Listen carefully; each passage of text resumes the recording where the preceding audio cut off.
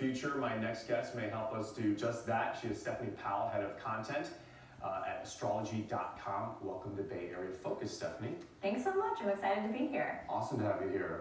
So how did you start practicing? What got you into this astrology? Well, I was working at a newspaper in 2013 and I wanted to write a horoscope column. So I asked my editor, and once he approved it, I started studying the different zodiac signs and the planets and learning how to cast a horoscope.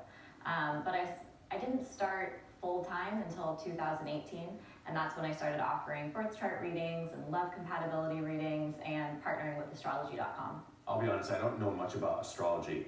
In 2020, what events are going to be happening? What should we be looking out for? So there's a ton happening in 2020.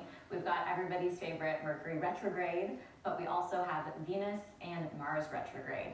And on top of that, we've got a new eclipse series happening. So this past year, we've had eclipses taking place in the signs of Cancer and Capricorn.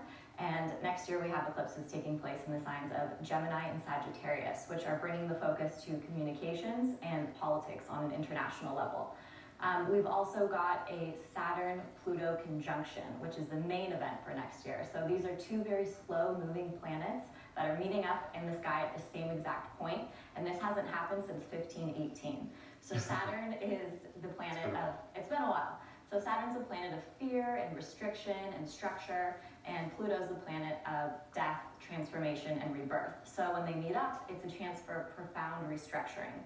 And we actually saw an example of this earlier this year when Meghan Markle and Prince Harry decided to leave the royal family. It's an old structure that was no longer working for them, and they're paving a new path forward for the future that's more sustainable. So you think it's all connected? It's all connected. All connected to the stars out there.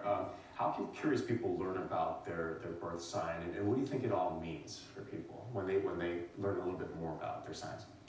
The best way to learn more about your birth sign is by pulling up your birth chart, which you can do for free on astrology.com. But it gives you a deeper look and an opportunity to self-reflect. So the way that the planets interact and the different zodiac signs that crop up in your chart reveal your strengths and your weaknesses, and it's your unique astrological imprint, basically. And then what's the benefit of learning your birth sign and your chart?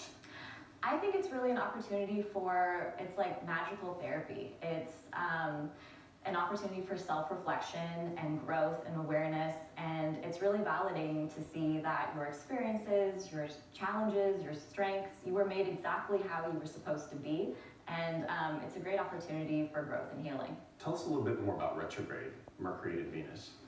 So retrograde is a period when the planets aren't operating at their full function. They're just not moving at all, so you can't really tap into the energy the way you normally would. Mercury retrograde, Mercury rules communication and travel and technology. So when we talk about Mercury retrograde, we hear a lot about people missing their flights or their computers breaking, or maybe an ex sends them a text.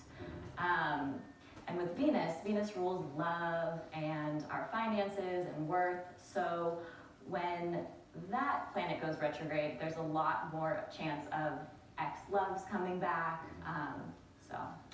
Really quickly, too, because we're kind of running out of time, but the sun, moon, and the rising sign, tell us about that. Okay, your sun is your personality. It's what you're here to do, what you're put on the planet to take care of. The moon is more of your internal emotional core. So it's what you need to feel secure.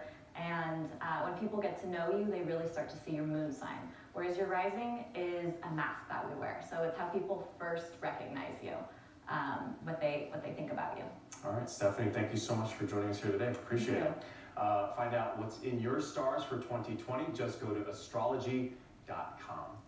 And coming up, wine tasting with Kate Bread Cellars when Bay Area Focus comes back.